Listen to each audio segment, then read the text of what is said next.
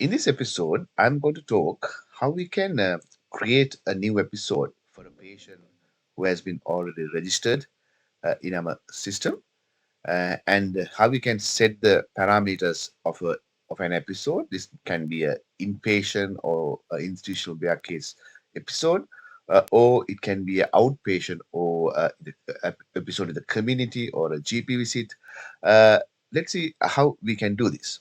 So I'm going to one of the patients from our registered patient list for an example. So we'll select this Mr. Habitat, which we use for most of our videos. So we're gonna, we can see what are the episodes here, uh, and to go into episode details, there are two buttons that we can use. We have this add new button, which to add a new episode, or else if you are in an episode, like let's say now, if you click this one, you can see you are in the inpatient episode, and which has main complaint as abscess and primary diagnosis abscess left leg, etc. So, but if you go into here into this episode and add new uh, shortcut, then you are leading into the episode registry interface.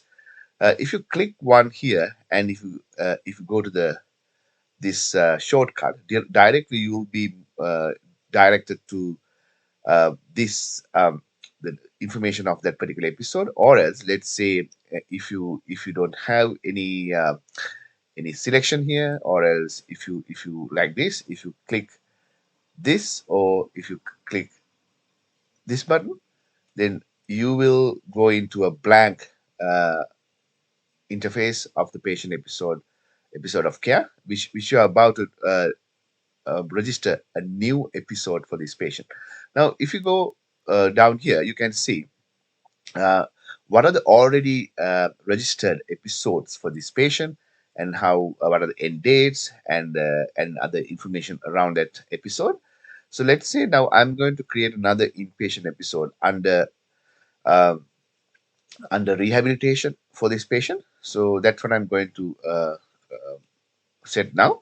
So I'm going to press this button, add button initially. Now your default the organize the institution comes as Clarence. You are in an organization. Your organization is Greenfield, but in the Greenfield there are several institutions. For instance, Clarence City Hospital is one of the healthcare delivery institutions. So you can have one or more institutions, and once you are logged in, you have to keep selected this healthcare institution. Then that would be automatically selected. Or else, from this drop down, you can select any institution you want, which you need to admit or set the episode for that patient. So then the next step, of course, selecting the type of the episode. Now there are several types of episodes. Inpatient episode for inpatient care in a hospital-based care. Patient is admitted for 1 day or several days, and it might be inpatient consultation. Inpatient consultation is like patient is admitted in a hospital under another team, but you are providing consultation, ongoing consultation. Let's say the other team is not really using this system, but you are using this. Probably this is the way to use this. Then consultations will be done as sort of a continuation, and in the end of the day, you can create your own discharge summaries in these two. And apart from these, for inpatient care, the we have residential care ongoing episode. So if patient is in the residential care or aged care, it's like an ongoing kind of episode for that patient in the residence. So you can use that for inpatient care again. Or else there are other episodes like hospital clinic episode, community clinic, screening episodes, home visits, GP visits. Uh, I'll come back to this. Emergency ambulance is a special kind of episodes which we are the process of evolving the system into these areas. But telehealth, monitor complication, assess progress, assess compliance, task completion. Those are the episodes that which are non-inpatient based care episodes. So most of the time we have to use hospital clinic or community clinic or GP visits, apart from inpatient and inpatient consultation episodes. So in this case, I'm going to select inpatient episode, and then I have to select uh, the date the patient is was admitted. Let's say the patient was admitted today around 7 p.m. So I'm going to select 7 p.m. and click here. Then your time is selected. Then the departments are already set for the organization. So how to set departments for the organization? There's another video which will be added. So please go into that. How to set departments, how to set wards or locations in your organization, etc. So let's say now the department is acute rehab.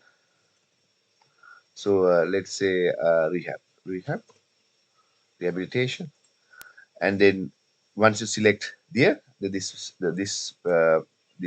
text boxes will be selected, but this is actually free text is allowed here. If you want to have free text, you can do it, but ideally you should select from the given departments in the organization. Then you can select whether this is elective or an emergency. I would put this is an emergency or an elective kind of episode. Then we are going to select the ward. So from the ward list you have, let's say I'm going to select this patient into one of the wards in the hospital. Let's say my patient is in um, K10, K10 East or West, one of those. So let's say this one. Then I'm going to select the consultant. So this comes from the consultant list we have. It comes from the user profile. I'm going to select this page consultant, and then you can select this the admitting consultant, who's the primary consultant, but there might be changes during the admission, current consultant involving other consultants, and there might be a discharge consultant. Once you select going to discharge, that would appear, that box would be appear. So here what you need, just one consultant name to begin with, who's going to be the admitting consultant. Then but let's say if you select inpatient consultation here. So this is actually changed to treating consultant, because the treating means the consultation is done by someone consultant, but patient is under a current consultant, someone else.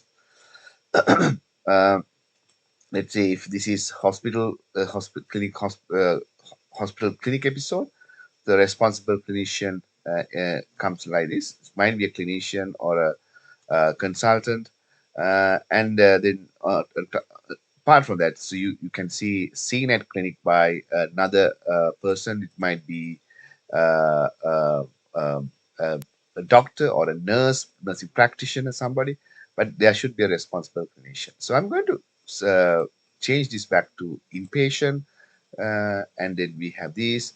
And now I'm not going to fill any of these, but I'm going to fill this one. This is not day visit, and probably we can put a uh, bed number. Let's say bed number 1, and then this is where patient is going to be admitted now.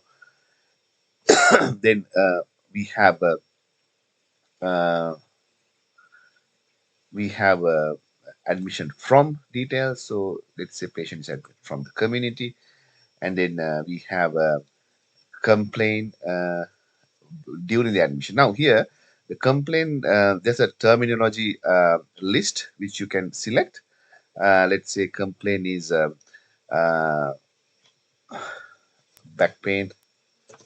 Now once you give a word there, so you can select from the drop down of list. Let's say now here we say back, then the drop down comes from the already available complaints: back pain, backache, low back pain. But if you need ICD-10 SNOMED kind of terminology, you can select diagnosis, or this is our disorders actually. Then this will give a broad number of back pain.